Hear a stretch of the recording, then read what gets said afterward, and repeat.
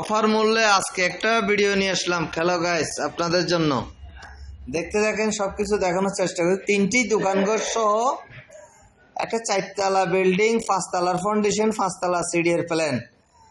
দোকানগুলো খুবই সুন্দর, মেইন রোডের সাথে লাগানো। বিল্ডিংটা বিশপুর রাস্তার সাথে লাগানো। এই বিল্ডিংটা লোকেশনটা আমি বলে দিচ্ছি আপনাদেরকে, মধ্যম হালিশহর।